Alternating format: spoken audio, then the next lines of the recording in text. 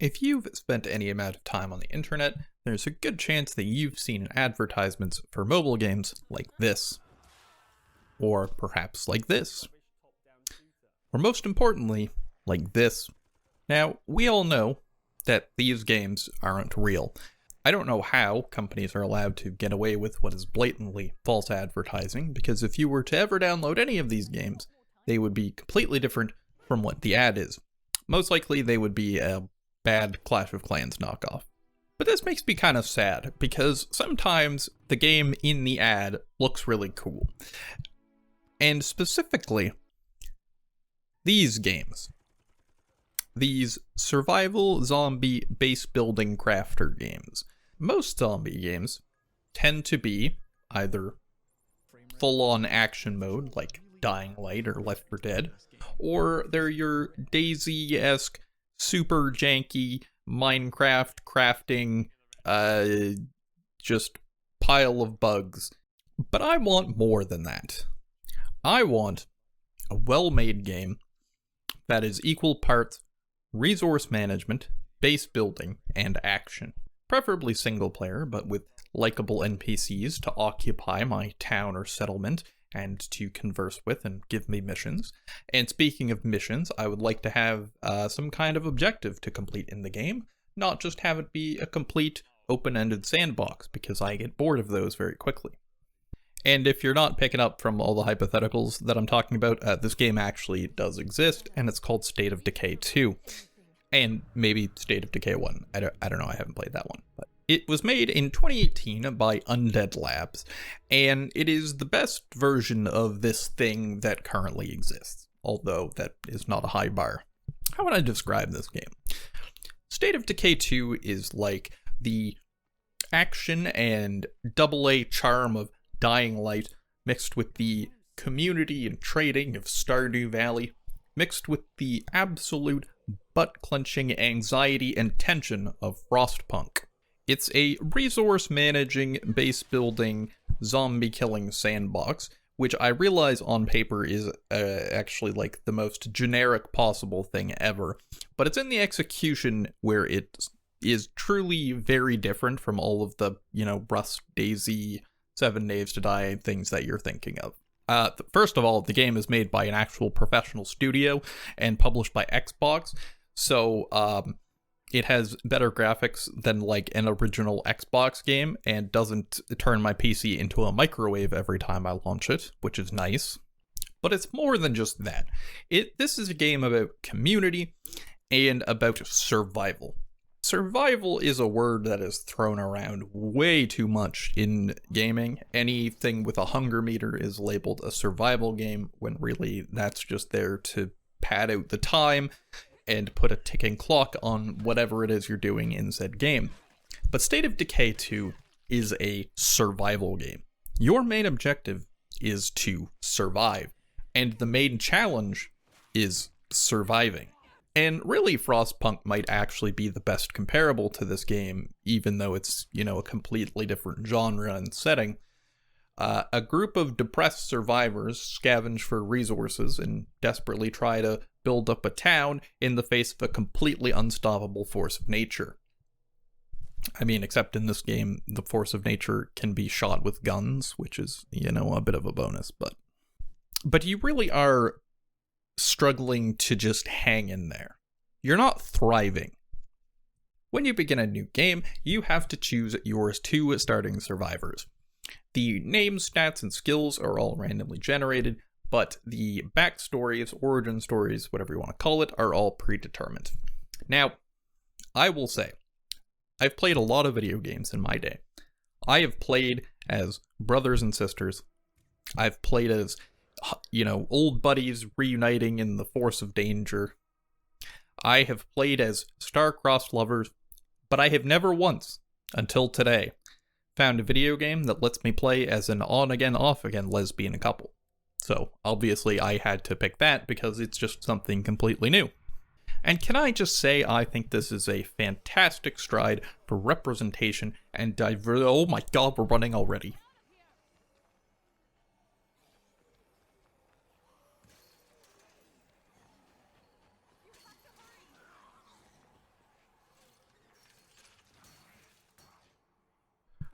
Sorry, what was I saying? Great representation, diverse. Poor zombies, hit it with sticks. So you have to play through a brief tutorial where you learn how to loot for resources and how to hit things with sticks. During the tutorial, your wifey gets bitten by a red zombie. A gooey, gross red zombie. She quickly starts to feel pretty terrible, but you run into a soldier who conveniently knows a doctor who is right next to you. So that's good. The doctor explains what's going on. He says that wifey has contracted the blood plague. So stick with me here, right? There is a new kind of zombie, and they're all red and bloody and gross. And they spread what is called the blood plague. The blood plague, if you get infected by it, will turn you into a zombie.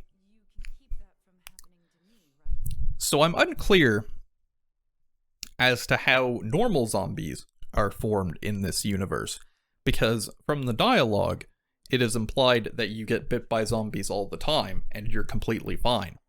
So, I don't know if this is established like in the first game, but how do normal zombies come about? I don't, that's not like, this isn't where I'm going to tell you, I genuinely don't know. Luckily though, this doctor does know how to make a cure for the blood plague, which is good, but he does not have all the necessary materials in this little lab, and the zombies are starting to breach it because you made some loud noises on your way here, so it's time for everybody to skedaddle. Everybody, hop in the car.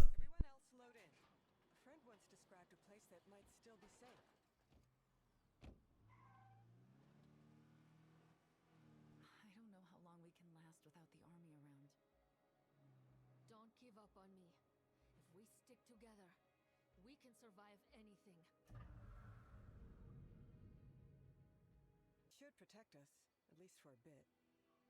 Welcome to your new home, the Firewatch Tower base. I love it here. It feels very homey, kind of. Maybe it's just after a lot of time spent in PTSD, this is like the only place where I actually feel safe now. There is time for relaxing later though, because wifey still has the blood plague. The doctor sets up an infirmary and manages to stabilize her, while you need to go out and get the materials needed to synthesize more of the cure, which is blood plague samples. Plague samples are little weird gooey things that drop out of plague zombies when you kill them sometimes. So you just go kill a bunch of zombies until enough of them drop plague sample. Actually, you only need one in the tutorial. Okay, nice. Plague cure made, wifey fixed, everything is great. This is kind of where the tutorial ends. You're told to select a leader, but you have to do a bunch of missions to, earn enough reputation points or standing points, I believe they're called, on a character to get them to where they can become the leader. And you are told to kill all the plague hearts, which are like basically zombie nests. Basically, your mission is to just clear the map. Go ahead, go for it, But to do that, you are going to need some resources. There are 5 main types of resources, those being food, meds, materials, ammo, and fuel. The first 3 of those are by far the most important. Fuel and ammo are nice luxuries, don't get me wrong, but you won't just die without them. You find these resources in the form of rucksacks, basically like duffel bags full of said material, which you find in little, loot places around the map. I like this system. You can hold one at a time, and you can actually see it on your back. It's pretty cool. And you should bring your car along because you can store a bunch of them in your trunk. But again, you can only hold one at a time. Or if you have a follower with you, you can give one to your follower, and you can wear one. But it's a pretty cool system for gathering things. The other main way to gather resources is with outposts. Depending on what level your main base is, you can have a number of outposts set up, which will just automatically gather resources for you every day. It's not a lot. It's definitely not enough of any of them to fully satiate what you need, but it is a nice help. These can also have defenses set up around them to help you fight off any big, hordes of zombies. And you can also switch your survivors at outposts, which can be nice. Survivors will get tired, they'll get hurt. You can have up to 2 outposts at the beginning, and then as you level up your base, you can have more than that. You do want to make sure you don't run out or run too low on any of these resources, though, because if you do, your morale will drop. And yes, this game has a morale system. Morale starts at 0 and can go from plus 100 to negative 100, and pretty much everything affects this in some way or another. Low on fuel, that's negative morale. Killed a plague hurt, that's positive morale. Survivor caught the blood plague, negative morale. Made friends with a new enclave, positive morale. To be honest, on the lower difficulties, this isn't really something that I ever even considered because it just wasn't a problem. But we'll talk about lethal in a minute, okay? Just don't let it get too low or your survivors will get frustrated, and if they're frustrated for too long, then they might just straight up abandon you. Speaking of your base, you've got your main command center, which you can use to upgrade the base as a whole, and then you can have a bunch of different buildings. Each base has a number of different slots where you can put new buildings.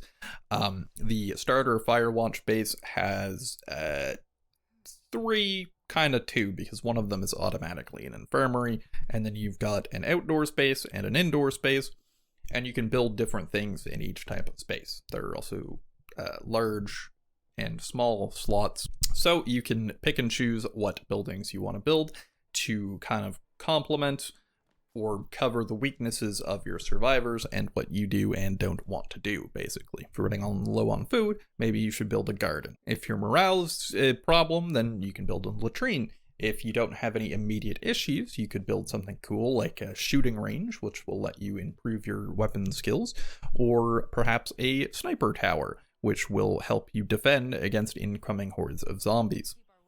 I really like this.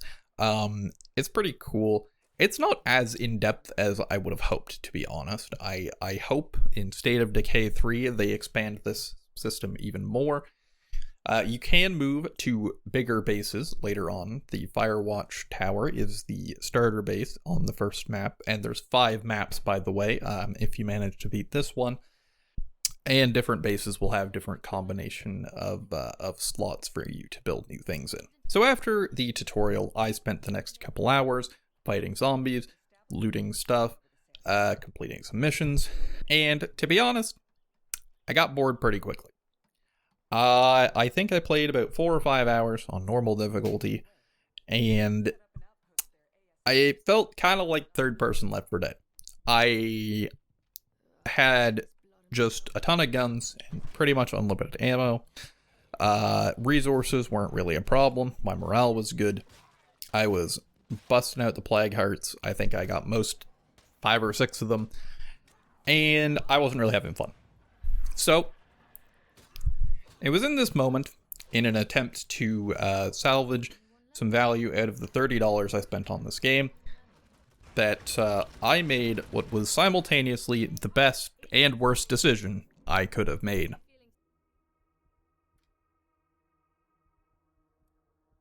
You know, I originally wanted to make this video in a sort of mockumentary style where I, start on day 1 and tell you the story of my community as it grew and prospered. But the problem was that I kept getting murdered and having to reset by like day 4. Lethal is so hard. Lethal is it was added post-launch because the players were complaining that the hardest difficulty in the game was too easy. So they added lethal mode, which is like super giga difficult impossible mode. And oh my god, the devs did not hold back. Jesus Christ. Most of the big differences are pretty obvious. The zombies do more damage, resources are less common, but it is more than just that. There are so many plague hearts on the map. 28 to 31, I believe, is the number. There's 10 on normal. On the whole map, there's 10 of them on normal. Now there's 31. There's more than 3 times as many. So you will have, like, towns that it's just, like, 4 plague hearts all almost right next to each other. And then you'll awaken a plague heart, and then the horde will, you'll have to fight off a horde from them, which will awaken another one, and it's just like a chain reaction of murder. Your car breaks so fast if you hit zombies with it. It's crazy. You just have a permanent -30 to your morale at all times, which is brutal, by the way. All of the special infected, yes, there's special infected, of course. It's the tank, boomer, hunter, and witch, except the witch doesn't have arms, so it doesn't kill you, it just yells a lot. Speaking of yelling, sound, guns are your enemy, because guns are loud, and shooting a gun will have the entire neighboring postcode of zombies in your backyard within seconds. The blood plague timer, which is like an hour on normal, is 5 minutes. If somebody gets infected, you have 5 minutes to get them home. So if somebody gets infected on the other side of the map, they're just dead. So that sucks. I lost track, genuinely, of how many times I've had to reset. I don't know. And it's just incredibly painful and horrible. And oh my god, it's so much fun. This is what I wanted. This is a survival game. Okay? It is not a crafting game with a token hunger meter. Everything you do, every action you take, is with the sole purpose of lasting one more day. Just get home before sunrise. Don't get murdered by a pack of feral zombies. It's so hard.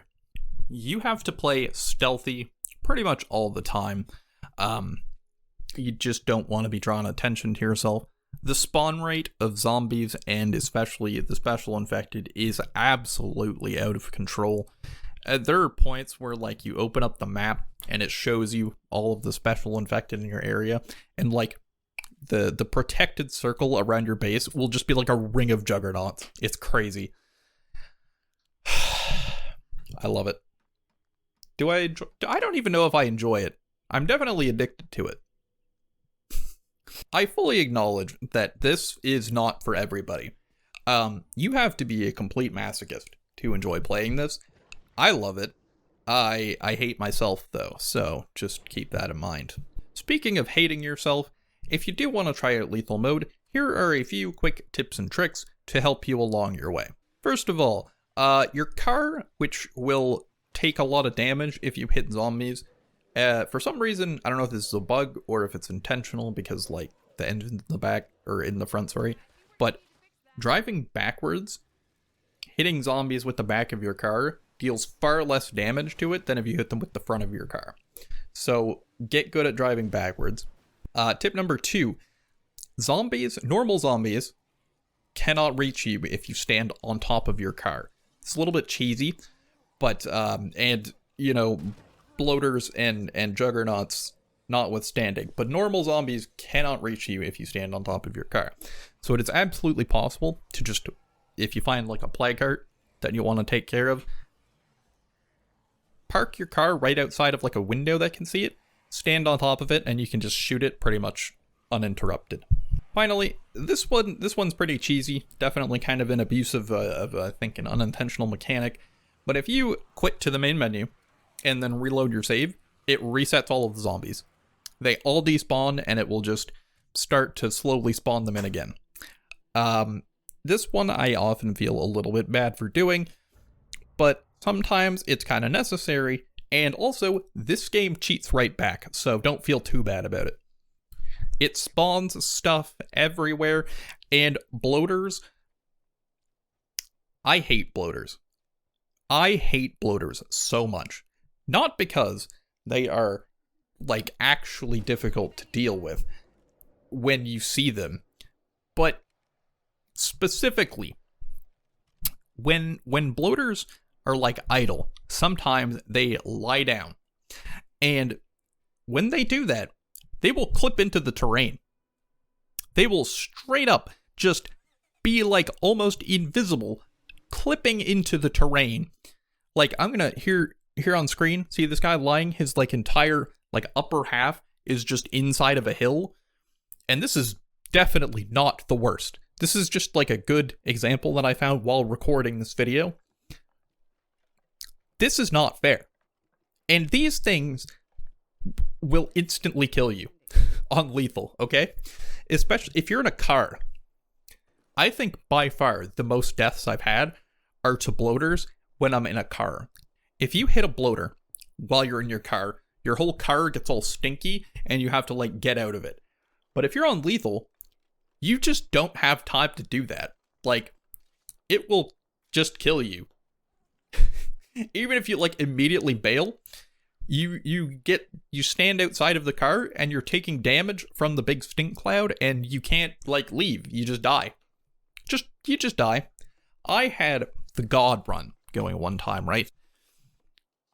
I had crazy RNG with the guns. I got a couple early Plague Heart kills. My morale was good. I had tons of resources. Everything was going like perfectly. And then poor Mendez, I had a mission to go help some doctors set up a clinic on the other side of the map.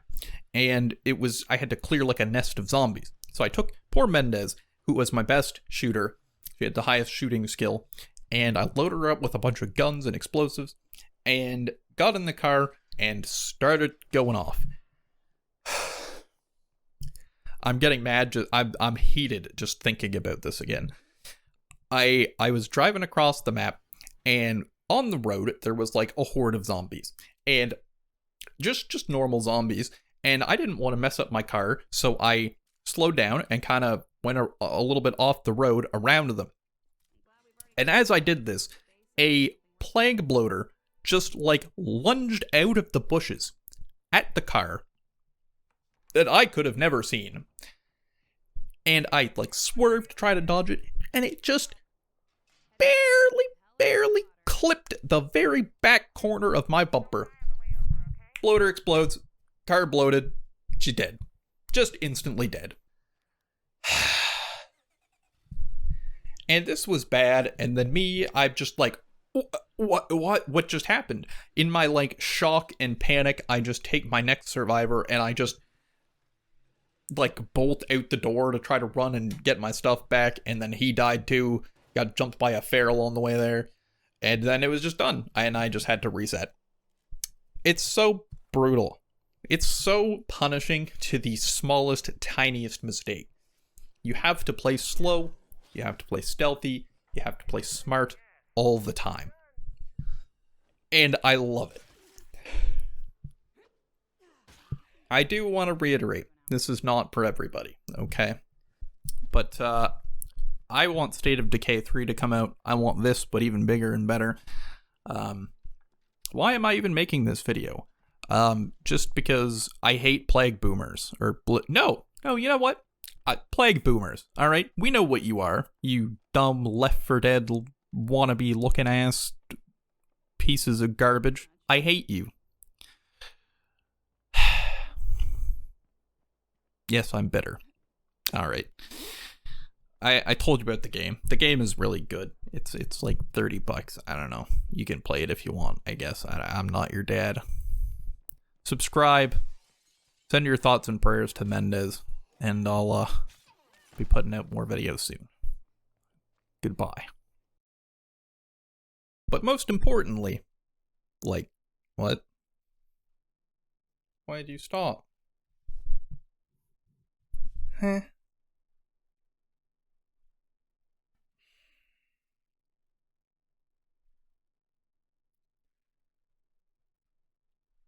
Brother. Okay. Take 3. Sync, I guess.